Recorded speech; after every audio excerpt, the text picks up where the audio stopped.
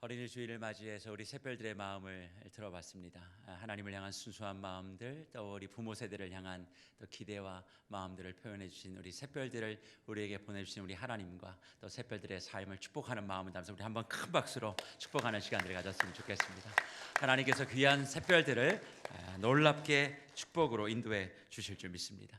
인터뷰 내용 가운데서 이렇게 기억나는 말씀이 있냐라고 했을 때 대부분의 우리 샛별들이 창세기와 출애굽기를 이야기하잖아요. 그 이유가 뭔 줄 아십니까? 지금 배우고 있는 공과가 그 부분입니다.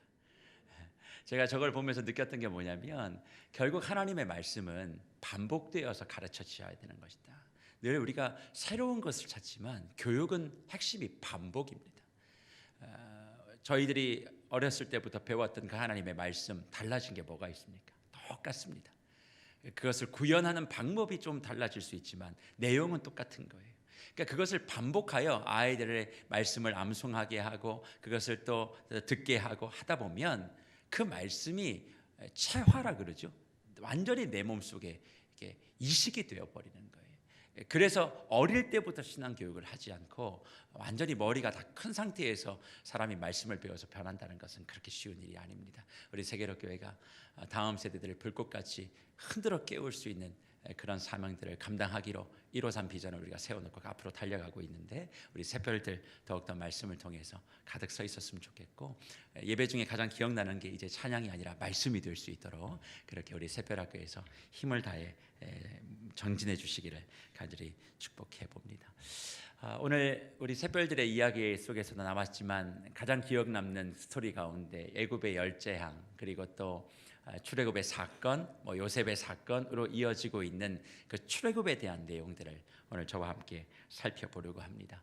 사실 출애굽 하나님께서 그의 백성을 사랑하셔서 애굽을 탈출시켜 약속의 땅으로 이르는 그 과정을 성경은 광야 생활이라고 이야기를 합니다. 그런데 우리 묵별들 이해가 좀 되세요?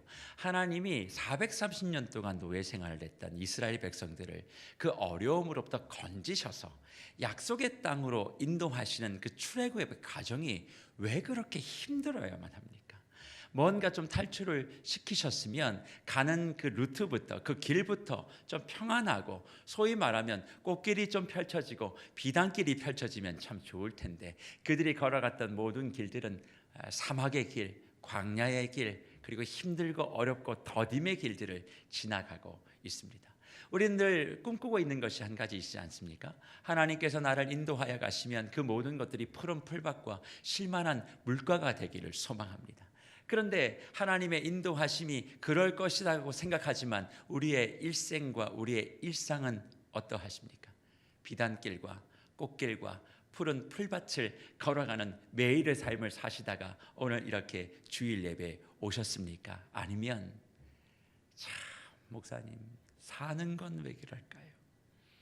왜 그렇게 힘들고 내 생각대로 안 되고 뜻대로 안 되고 걸어가는 발걸음 갈걸음마다 광야도 이런 광야 없고 풀 한 폭이 없고 나를 즐겁게 하는 꽃 한 송이 피지 아니하는 그 길을 내가 왜 걸어가야 되는가? 그렇게 생각하시며 여기 앉아 계시는 여러분들은 아닌지 모르겠습니다. 그런데 우리 묵별 여러분, 하나님이 목자장 되셔서 그의 양들을 이끄시는 곳을 시인은 이와 같이 말씀하시기에 어쩌면 우리가 걸어가는 그 길은 광야의 길이 될 수밖에 없지 않겠는가 그렇게 생각하고 봅니다. 시편 78편 52절과 53절에 광야에 대하여 또 목자장 되신 그분이 인도하시는 그 인도하심의 그 의미를 시인은 이렇게 이야기합니다. 그가 자기 백성은 양같이 인도하여 내시고 광야에서 양떼같이 지도하셨도다. 그들을 안전히 인도하시니 그들은 두려움이 없었으나 그들의 원수는 어디에 빠져요? 바다에 빠졌도다. 애굽의 그 과정 속에 이스라엘을 추격해왔던 애굽의 군대는 바다에 다 몰살했지만 이스라엘 백성들은 그 바다를 건넜습니다. 두려움 없이 건넸던 그 사건을 기억하며 52절에 시인이 뭐라고 얘기해요? 그가 하나님이 자기 백성은 뭐같이? 양같이 인도하여 내셨어요. 그런데 양같이 자신의 양들을 인도하여 내셨는데 그 인도하여 내신 그 목적이 무엇인가? 광야에서 양떼같이 지도하시기 위함이다, 그렇게 말씀합니다. 하나님이 인도하여 내신 그 이스라엘 백성, 양과 같은 그 이스라엘 백성을 초장지와 목초지가 가득한 곳에 이끌어내지 않으시고 광야로 인도하셨대요. 그리고 그 광야로 인도하심의 목표가 있는데 그것이 뭐예요? 양떼같이 지도하시기 위함이다. 가르치기 위함이다. 교육하기 위함이다. 그렇게 말씀하고 있습니다. 그러면 도대체 하나님은 왜 이스라엘 백성을, 또 저와 여러분들을 양과 같이 보호해 주시겠다라고 하는 하나님의 백성을 광야로 이끌어내셔서 무엇을 교육하시고 훈련하시려고 하시는 것일까요? 그것은 다른 것이 아니라 오직 하나님 한 분, 목자장 되시는 하나님 한 분만을 의지하고 그분의 음성을 듣고 걸어갈 수 있도록 만들기 위하여 하나님 외에는 의지할 것 아무것도 없는 광야로 우리를 이끄셔서 거기서 하나님만 바라보는 훈련, 하나님 바라기 훈련을 집중적으로 시키기 위하여 우리를 광야로 부르셨다, 그렇게 말씀하는 거예요. 그래서 실상 우리가 걸어가는 그 길은 꽃 한 송이, 풀 한 봉이 없는 그런 거친 사막입니다. 그러나 우리의 눈에는 누가 보입니까? 하나님 한 분만이 보이는 거예요. 하나님 한 분만이 보이기에 우리가 걸어가는 그 사막의 길, 거친 돌짝길이라 할지라도 그 길은 비단길이고 그 길은 꽃길이고 그런 푸른 초장을 걸어가고 있는 그런 삶을 저와 여러분들이 누리고 있는 줄 믿습니다. 세상은 고속도로의 길을 걸어가야 그것이 축복이라고 말합니다. 그러나 신앙은 광야의 길을 걸으나 하나님 한 분만을 바라보고 그 하나님이 인도하여 가시는 그 방향대로 걸어가기에 눈에는 돌길을 걷는 것 같지만 나의 느낌은 풀밭을 걷는 것 같은, 거친 황무지를 걷는 것 같지만 내 영혼은 비단길을 걷고 있는 것 같은 그런 삶을 살아가기에 세상이 이해할 수 없는 삶을 사나 세상이 맛볼 수 없는 기쁨을 맛보고 살아가는 인생, 광야의 축복을 맛볼 수 있는 삶이 저와 여러분들에게 허락되어 있는 줄 믿습니다. 그래서 하나님을 바라보는 그 인생을 잘 살게 하기 위하여 돌짝길을 걸어가지만 비단길을 걸어가는 그 훈련을 잘 받게 하기 위하여 하나님께서는 그의 양떼를 부르신 광야에 무엇인가 하나를 세우셨습니다. 뭘 세우셨을까요? 교회를 세우셨습니다. 어디에 그것을 말씀하고 계십니까? 사도행전 7장 38절입니다. 시내산에서 말하던 그 천사와 우리 조상들과 함께 광야 교회에 있었고 또 살아있는 말씀을 받아 우리에게 주던 자가 이 사람이라 라고 하는 고백을 스데반 순교 현장에서 고백하게 하시고 광야에 하나님이 뭘 세우셨어요? 교회를 세웠는데 그 교회의 이름이 뭡니까? 광야 교회라, 그렇게 우리에게 말씀해 주고 있는 것입니다. 아무것도 없지만 오직 하나님만을 바라보고 믿음으로 살아갈 수 있는 그 광야 훈련 자리에 하나님은 그렇게 교회를 세우셨습니다. 따라서 교회는 광야 훈련을 받기 위해 세워진 것입니다. 교회는 하나님만을 집중하여 바라보고 하나님의 음성만을 듣게 하기 위하여 하나님이 특별히 세워놓은 그런 공간이자 그런 존재임을 기억하셔야만 합니다. 아무것도 없다 할지라도 오직 하나님만이 그 교회를 인도하여 가시기에 모든 두려움이 광야 교회에 들어오면 사라지는 것입니다.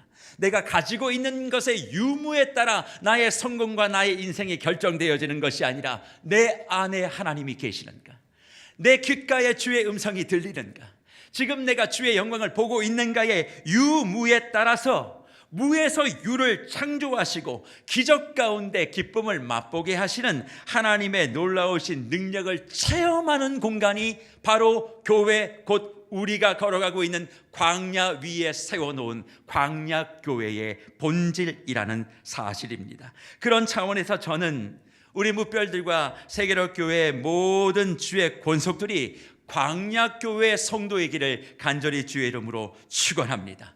이곳에 모이면 네가 무엇을 했고 네가 뭘 하고 있고 이전에 뭘 했고 뭘 누리고 있고 지금 어떻게 하느냐, 그것이 이야기되는 것이 아니라 오직 우리 하나님 한 분, 그 하나님이 지금 나에게 무엇을 말씀하고 계시는지, 그 하나님으로 인하여 나의 인생의 거친 사막이 어떻게 푸른 풀밭이 되어가고 있는지 그것만을 이야기하고 노래하고 있는 그런 공간이 하나님의 광야 교회인 줄 믿습니다. 그러면 그런 광야 교회를 섬기고 그런 광야에 불러 모아 놓아진 하나님의 어린 양들에게 주신 하나님의 축복이 구체적으로 무엇일까요? 하나님은 광야에서 광야 교회를 세우시고 우리를 훈련시키셔서 무엇을 얻게 하기 위하여 이렇게 우리 모두를 광야 교회 안에 두시는 것일까요? 그것에 대한 해답은 요한계시록 7장 16절과 17절 말씀에 주님께서 이렇게 가르쳐주고 계십니다. 그들이 다시는 줄이지도 아니하며 목마르지도 아니하고 해나 아무 뜨거운 기운에 상하지도 아니하리니, 이는 보좌 가운데 계신 어린 양이 그들의 뭐가 되십니까? 목자가 되사, 그 다음이 중요합니다. 어디로 인도하세요? 생명수 샘으로 인도하시고, 그래서 뭘 하실 건데요? 하나님께서 그 생명수 샘으로 인도한 어린 양들의 눈에서 뭘 닦아주세요? 모든 눈물을 씻어주시고 닦아주실 것이다, 그렇게 약속해주고 계십니다. 그렇습니다. 광야 훈련, 광야 교회의 최종 목적은 생명수 샘에 이르는 것입니다. 그리고 그 생명수 샘에 인도되어져서 그 생명수 샘을 마심으로 말미암아 내 안에 있는 모든 근원적인 삶의 눈물들이 닦아지고 씻어지는 것, 그것들을 하나님께서 우리에게 허락하시기 위하여 저와 여러분을 광야로 인도하여 지도하시고 교육하신다, 그렇게 말씀하고 있는 것입니다. 그러기에 우리는 오해하시면 안 됩니다. 많은 사람들이 내가 무언가를 누리고 무언가를 얻고 내가 원하는 것을 가지면 인생의 눈물은 다 씻어진다, 그렇게 이야기합니다. 그래서 부모 세대가 가지고 있는 그런 한들이 많으면 많을수록 자녀 세대들에게 그렇게 이야기합니다. 그렇게 살면 이렇게 된다. 그러니 너는 그렇게 살지 말아라. 내가 못 가진 건 너는 가져야 된다. 더 열심히 공부하고 더 좋은 학교를 가고 더 좋은 직장에 가서 더 높이 올라가라. 그렇게 우리가 가르칩니다. 그러나 올라가면 올라갈수록, 누리면 누릴수록, 가지면 가질수록 그 아이들의 심령 속에 가지고 있는 그런적인 눈물, 내가 평생 살아오면서 흘려봤던 그 눈물들이 씻어질 것이라고 생각하십니까? 그렇지 않습니다. 아무리 높이 올라가도, 아무리 많은 것을 가져도 인간 내면의 근원적으로 자리하고 있는 슬픔과 외로움과 아픔은 닦아질 수 없고 지워질 수 없습니다. 그런데 그것을 지울 수 있는 유일한 방법 무엇이라고 말씀하십니까? 생명수 샘에 인도되어져서 그 생명수 샘을 마시면 하나님이 우리 인생 가운데 나오는 쓴 눈물과 아픔과 상처와 그 모든 회한의 눈물들을 닦아주시고 씻어주신다, 그렇게 말씀하고 있습니다. 그렇다면 인생의 모든 아픔과 눈물이 다 씻어지는 그 생명수 샘은 어떻게 도달할 수 있고 어떻게 우리가 마실 수 있을까요? 이것을 하나님께서는 이스라엘의 출애굽, 특별히 광야 생활 40년에 걸쳐 두 번의 이 상황들을 말씀해 주시고 두 번의 사건을 통하여 우리에게 가르쳐 주고 계십니다. 광야의 여정이 처음 시작되면서 생명수 사건이 우리에게 기록되는데 그 기록은 출애굽기 17장에 나옵니다.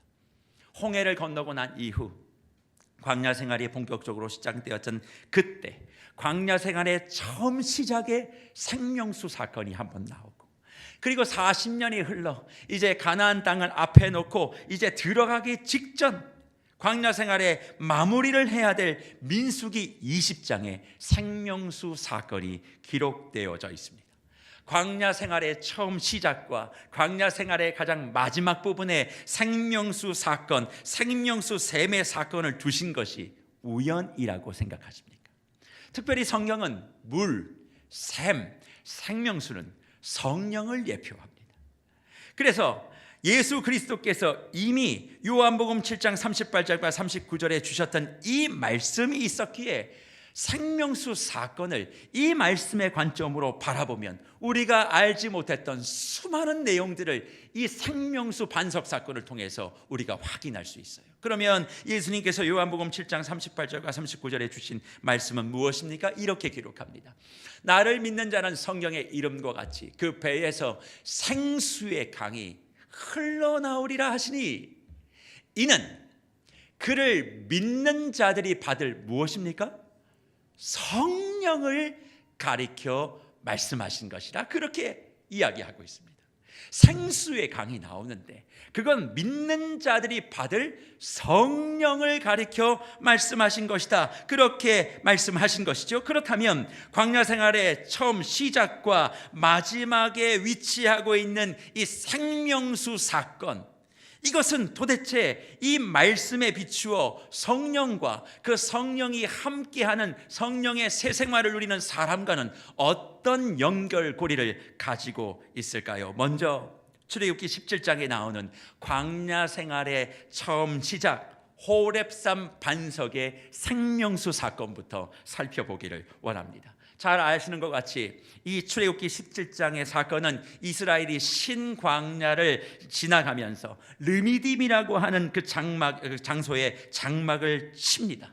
그런데 뭐가 없습니까? 먹을 음식도 없지만 마실 물도 없게 됩니다. 그러니까 백성들이 다투기 시작하지요. 그 다툼이 넘어 이젠 모세와 아론을 향한 원망이고, 그 원망은 하나님을 향한 불평이었습니다. 이럴 거면 우리를 여기에 왜 인도하여 냈냐는 거예요. 먹을 물도 마시지 못하고 또 먹을 음식도 하나 주지도 못하고 공급하지 못했던 하나님, 도대체 우리를 왜 여기까지 인도해 냈느냐, 그렇게 원망과 불평을 가득하고 있는 상황. 그래서 이제는 애굽으로 돌아가겠다, 나 그냥 노예처럼 살겠다, 그렇게 하고 있는 상황 속에 하나님은 모세에게 명하여 애굽의 10가지 재앙을 일으켰던 사건의 중심에 있었던 그 지팡이, 홍해를 건너는데 내세웠던 그 지팡이를 쥐고 호렙산으로 올라가라, 그렇게 이야기합니다. 그리고 호렙산에 올라가서 반석을 치라, 그렇게 이야기합니다. 그런데 우리 뭇별 여러분, 우리가 반석에서 물이 나오는 사건들을 이야기할 때 그냥 조그만한 요만한 반석을 그냥 모세가 두드렸다라고 생각하시죠? 그렇지 않습니다.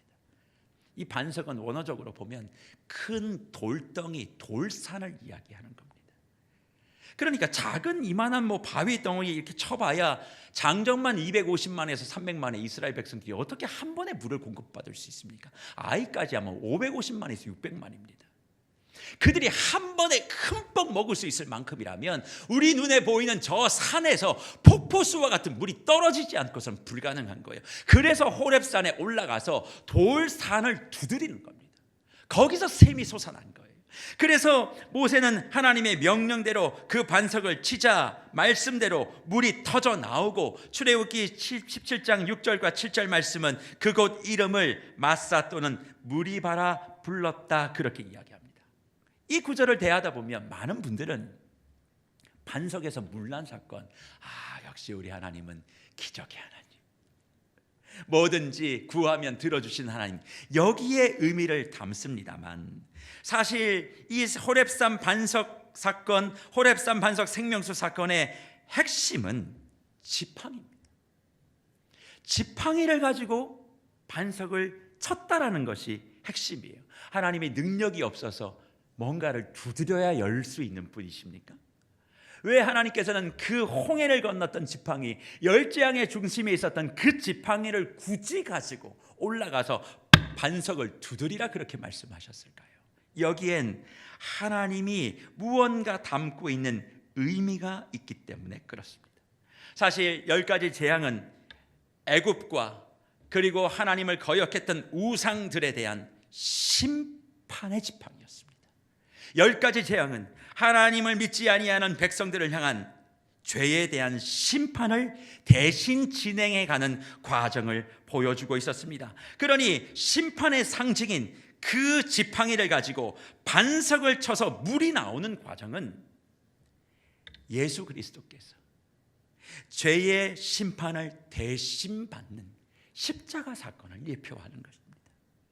그분이 찢기고 그분이 뜯기고 그분이 맞으시고 대신 짊어지시며 보혈의 피를 흘리시고 구원의 생수를 내어주시고 그로 말미암아 모든 것을 구원의 여정으로 이끌어 가시는 그 과정, 예수 그리스도의 대속의 사건과 성령의 대강림의 사건을 예표하는 사건이 출애굽기 17장에 나오는 호렙산 반석의 생명수 사건이라는 것입니다. 그렇습니다. 하나님은 광야 생활을 처음 시작하면서 이 광야의 여정을 걸어갈 수 있는 것은 다른 것이 아니라 죄로 묶여있는 하나님의 백성들을 죄로부터 풀어놓아 다니는 구원의 여정으로 설정하셨고, 그 구원의 여정의 처음 출발은 반석, 곧 예수 그리스도가 십자가에 죽으시고 부활하시고 승천하시고 성령이 강림하심을 믿는 자들에게만 허락되어진 특별한 여정인 것을 선포하신 것입니다. 그래서 광야의 삶은 누구나 참여할 수 있지만 아무나 걸어갈 수 있는 것은 아닙니다. 내 삶이 조금 힘들면 광야의 길을 걷는다라고 말씀하시는데 그건 이 말씀에 의하면 틀린 것입니다. 광야는 누가 걸어갈 수 있습니까? 예수 그리스도를 믿음으로 고백하고 성령의 강림하심을 경험한 사람만이 걸어갈 수 있습니다. 왜 그럴 수 있습니까? 그래야 거친 사막을 걸어가도 함께하여 주시는 성령의 감화감동하심을 통하여 내 삶의 느낌은 비단길을 걸어갈 것 같은 느낌으로 걸어갈 수 있기 때문에 그렇습니다. 그래서 눈에 보이지 않는 것을 볼 수 있는 영안을 열 수 있는 것이고, 아무것도 없어도 보이지 않아도 모든 것을 들으며 살아갈 수 있는 그 능력이 구원받은 사람에게만 있을 수 있기에 이 광야는 구원받은 사람에게만 열려져 있는 축복의 통로라, 그렇게 말씀하시는 겁니다. 그래서 사도행전 2장 38절과 39절에 이와 같이 말씀하시는 것이 의미가 있지 않겠습니까? 베드로가 설교하며 이렇게 이야기합니다. 너희가 회개하여 각각 예수 그리스도의 이름으로 세례를 받고 죄 사함을 받으라. 그 다음이요, 그리하면 뭘 선물로 받아요?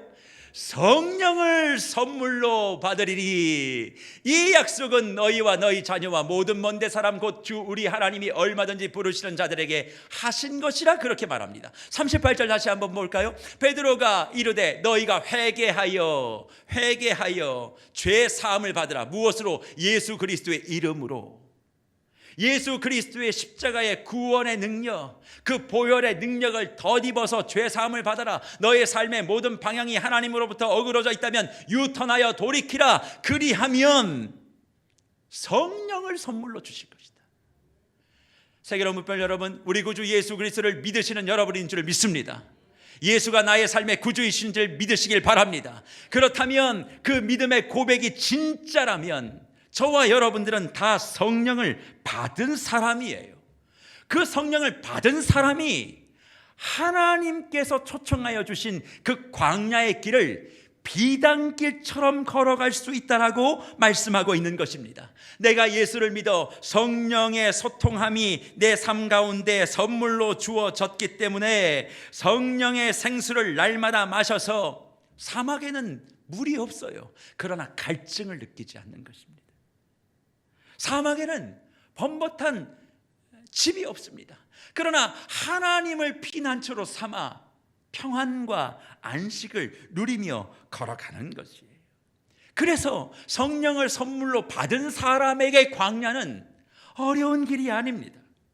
그저 내가 걸어가는 골짜기마다 사막에 물이 흘러넘치게 되는 것이고, 주님과 함께 예수 그리스도를 믿음으로 고백하며 걸어가는 그 광야의 발자국엔 하나님의 영롱한 아름다운 꽃들이 피는 것이고, 어린아이가 독사굴에 손을 넣어도 상하지 아니하는 그 기적을 날마다 누리며 살아갈 수 있음을 성경이 이미 약속하고 계십니다. 그렇다면 광야를 걸어가고 계시는 우리 세계로교회 모든 묵별 여러분,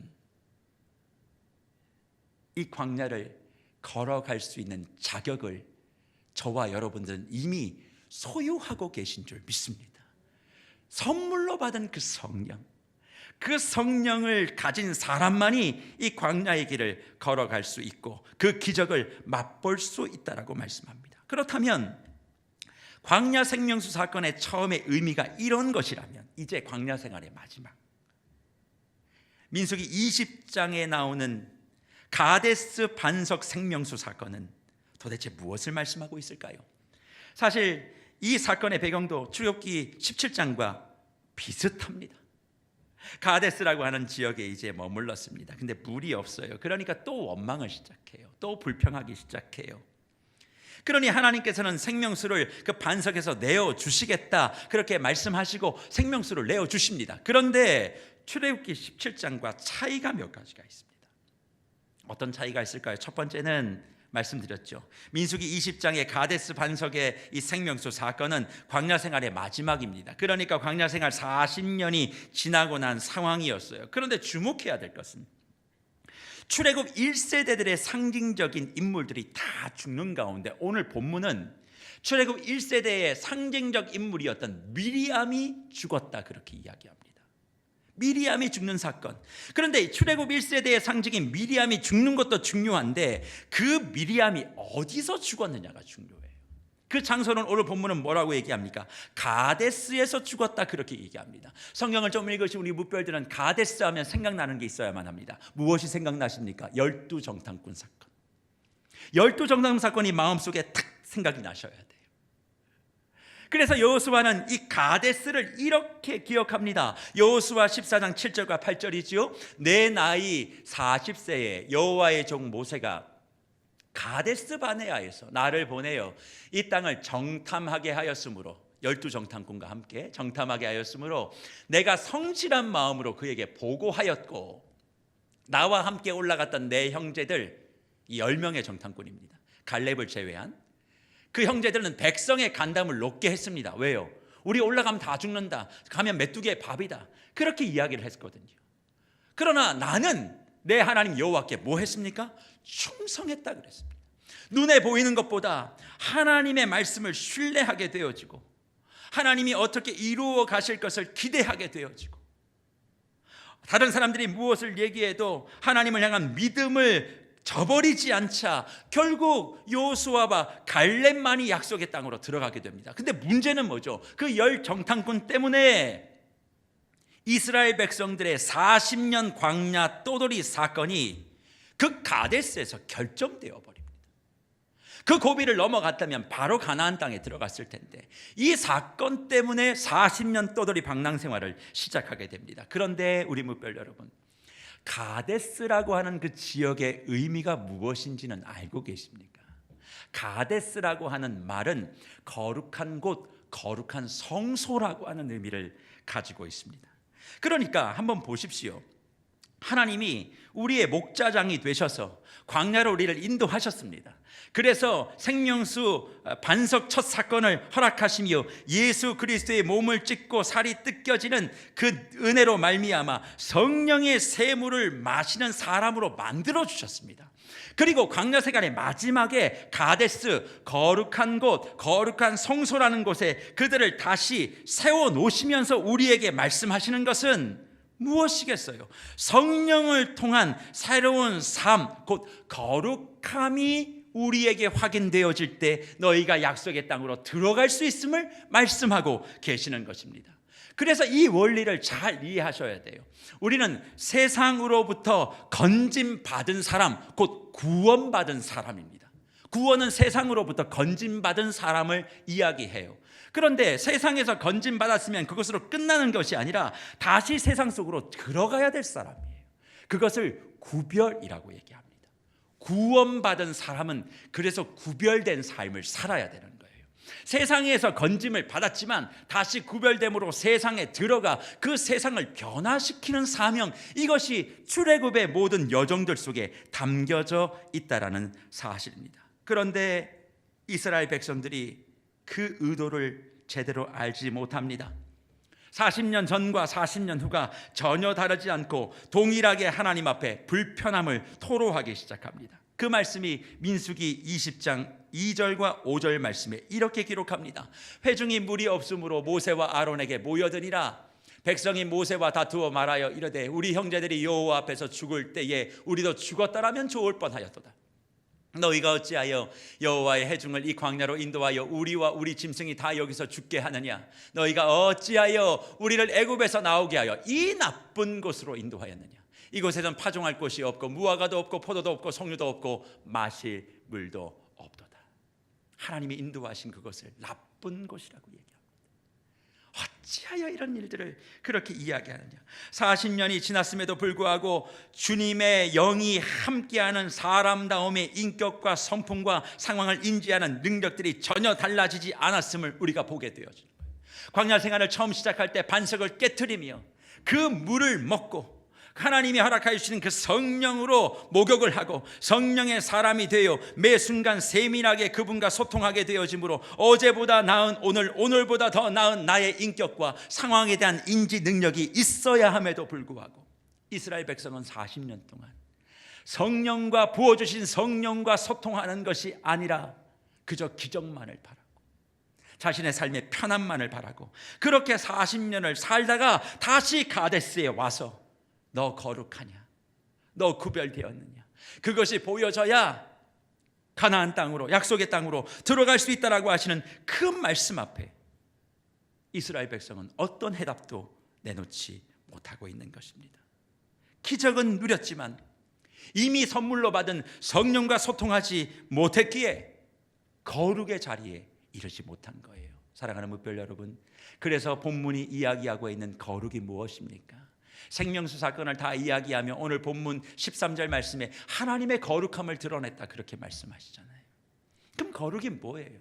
우리가 무언가를 하고 무언가를 하는 어떤 행위를 가지고 우리의 거룩의 유무가 판단되어집니까? 그렇지 않습니다.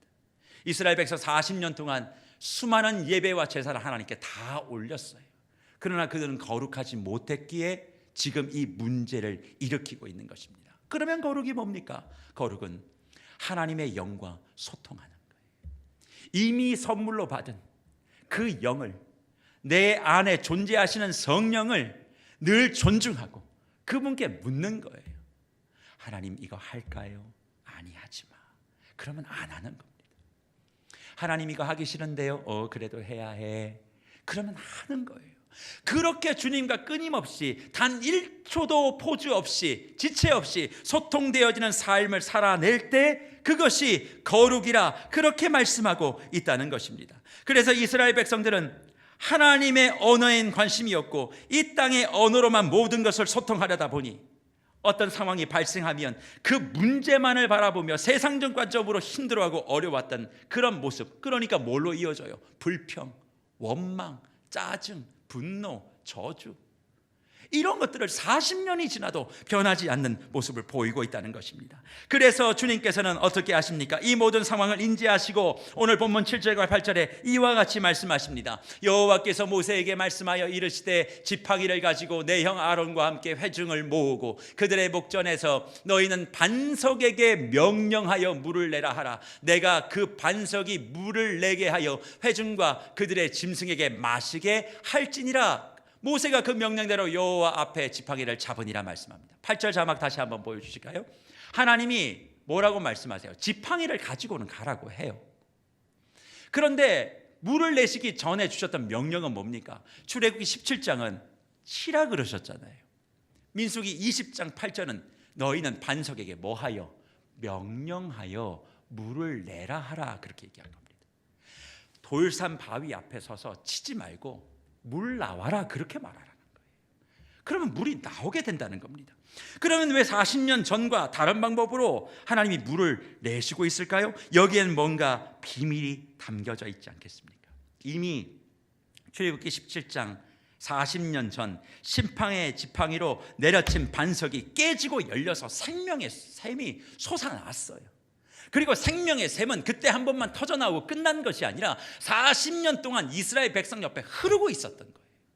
그것을 너희가 늘 마시고 너희가 그렇게 있으면 이제 그렇게 뭔가를 깨고 부시고 칠 필요가 없다.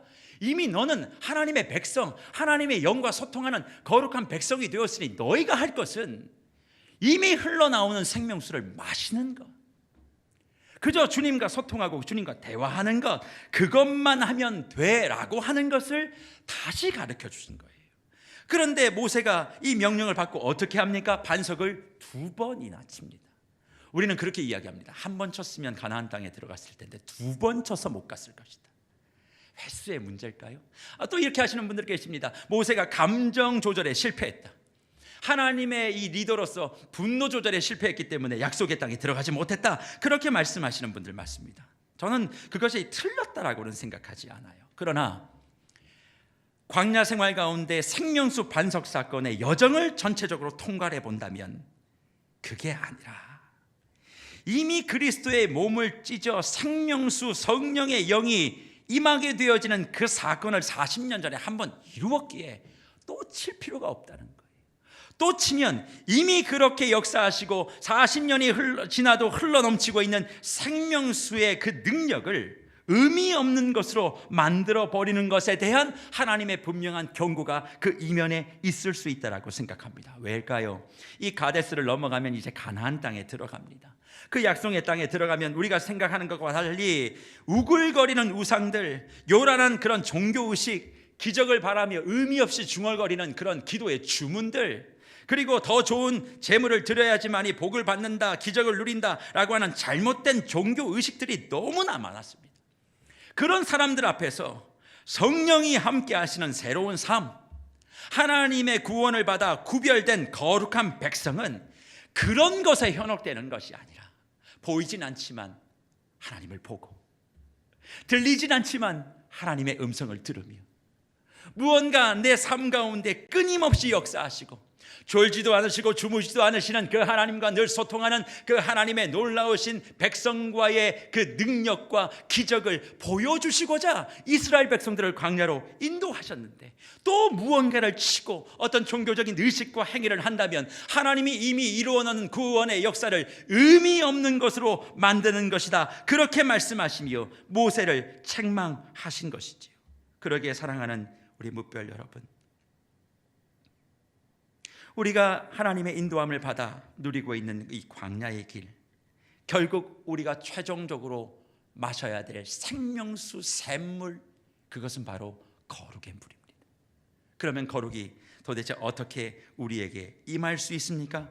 그것은 구별됨으로 있을 수 있다. 그러면 그 구별됨은 어떻게 이룰 수 있습니까? 내가 앞에 서 있는 목사가 무슨 성의를 이렇게 입고 있으면 구별되는 것입니까? 아닙니다. 주님과 늘 소통하고 주님의 마음을 내가 읽고 내 마음을 주님 앞에 솔직히 올려드리면, 그래서 그렇게 살아가려고 하는 영의 소통이 있는 그 사람이 구별된 사람이고, 그 구별된 사람을 성경은 거룩한 주의 백성이라 그렇게 약속하십니다. 그래서 수천 년 전 가데스의 반석은 지금도 우리에게 이렇게 말씀합니다. 광야의 삶, 약속의 땅으로 들어가는 마지막 관문은 거룩이니 조급하지 말고 성급하지 말고 화려하거나 요란하지도 말고 세밀하게 지금 나에게 다가오셔서 말씀하시는 그 성령의 음성을 들으라, 그렇게 말씀하고 있습니다. 지금 나를 바라보시는 주의 눈빛은 어떤 눈빛일까요? 주님은 지금 나에게 무엇을 말씀하고 있을까요? 그렇게 이야기하며 그것을 하라고 말씀하시는데 하지 않고 버티고 있는 나를 바라보시며 주님은 어떤 눈물을 짓고 있으실까요? 저는 이 예배에 참여하며 성령의 새 생활을 시리즈를 듣고 계시는 모든 주의 뭇별들의 현장은 가데스가 되기를 간절히 축복합니다. 어쩌면 하나님은 저와 여러분들을 매일 그 가데스 위에 세워두시는지도 모릅니다. 그리고 매일 이렇게 물으실 것입니다. 너에게 거룩함이 있느냐? 너에게 구별됨이 있느냐? 직분이 너를 구별하는 것이냐? 네가 하고 있는 그 일이 구별하고 있는 것이냐? 아니, 내가 원하는 구별은 나와의 소통. 이번 한 주를 사시면서 주의 음성을 단 한 번도 들어보신 적이 없다면 여러분들은 예배의 자리에 나와 있지만 주님과는 무관하신 분들입니다. 광야의 길을 걸을 수는 있으나 그 광야의 길을 비단길처럼 걸을 수 있는 분들은 아니십니다. 그러나 거칠고 어렵지만 주님이 매 순간 내게 말씀하시고 이걸 위해 기도하라, 이것을 생각하라, 이것을 바라보라, 이것을 꿈꾸라, 이것을 원한다, 이것을 하라, 이건 하지 말라, 이런 매초 들려오는 하나님의 음성을 내가 듣고 그대로 살겠습니다. 해보겠습니다. 안 되지만 애써보겠습니다. 그렇게 할 때 우리를 구별된 사람으로 인치시고 거룩한 백성으로 삼으시고 허락하신 약속의 땅을 저와 여러분에게 허락해 주실 줄 믿습니다. 그래서 말씀을 마무리하며 특별히 어린이 주일인 오늘 이 말씀을 우리 자녀 세대인 우리 샛별들에게 적용하기를 원합니다. 처음 설교를 시작하기 전 봤던 영상을 혹시 기억하십니까? 마지막 질문에 부모 세대가 자녀 세대들에게 무언가를 교훈할 때 몰아세우고 또 이렇게 채찍하고 이렇게 하는 것을 통해서 너희들이 말을 잘 듣는 것이 더 좋으냐, 아니면 차근차근히 따뜻하게 그렇게 하는 것이 더 받아들이기 좋으냐라고 하는 질문에 대본을 써준 것도 아닌데 모든 아이들이 차근차근 따뜻하고 친절하게 엄마 아빠가 이야기해 주면 더 잘 들을 것 같습니다. 그렇게 이야기하는 것을 봅니다. 저는 그 고백을 들으며 이런 생각을 했어요. 어쩌면 우리 주님도 예수 그리스도의 십자가의 죽으심으로 이젠 채찍은 끝났다. 내가 너에게 그래서 따뜻하게 말하잖아. 이것 좀 해달라고, 이것 좀 해보자고, 그거 하지 말라고. 그런데 왜 너희 말 안 들어? 그리고 그 음성을 듣고 거룩한 구별된 부모가 되어지면 그 거룩한 부모, 거룩한 하나님께 구별된 부모 세대가 자녀 세대들에게 어떻게 하겠습니까? 부족하고 모자람이 많아도 주님의 시선으로 그 아이를 보는 거예요. 내 자식들을 보는 겁니다. 답답할 때 많겠지만 그래도 그 시선으로 바라보니 주의 마음으로 그 아이를 축복하게 되어지고, 때론 기다리고 알면서도 지나가고 뒤로 돌아서서 눈물을 넣기도 하고, 주님 어쩝니까? 다 큰 아이들, 예수 안 믿는 아이들 끌어가지고 예배당에 앉힐 수 있어요? 그저 주님의 마음으로 그 아이를 바라보고 내가 그 아이 때문에 주님과 더 소통하고, 그래서 부모 세대의 말 한마디, 행동 하나, 표정 하나가 구별되어진 모습으로 거룩한 부모가 되어지면 그 거룩의 빛과 구별된 빛을 머금고 우리 샛별들이 하나님 앞에 그런 놀라운 능력을 체험하며 우리에게 주어진 거친 삶들을 힘있게 살아내지지 않겠습니까? 사랑하는 묵별 여러분, 그래서 성령의 세밀한 음성을 놓치지 마십시오. 그것을 놓치지 않아야 성숙한 하나님의 사람, 성숙한 부모의 세대, 거룩한 하나님의 사람으로서 우리에게 주어진 모든 일들을 넉넉하게 감당하고 우리에게 허락하여 주신 그 사명, 특별히 다음 세대를 불꽃같이 일으키는 그 사명을 완수할 수 있는 자리에 저와 여러분이 서게 될 줄 믿습니다. 거룩한 부모 세대가 되지 않으면 다음 세대의 부흥은 시작될 수 없습니다. 우리 부모 세대가 구별됨으로 무장하지 않으면, 세상과 똑같은 것을 성공이라고 이야기하고 그것을 추구하고 살아가면 무엇이 구별됨입니까? 우리 샛별 세대들에게 구별됨의 거룩함을 잘 살아내라고 주님께서는 광야 생활의 처음과 마지막 생명수 반석 사건을 허락하신 줄 믿습니다. 이 말씀 기억하시고 구별됨으로 거룩한 주의 성도 되시는 저와 여러분들이 되시기를 간절히 주의 이름으로 축복합니다.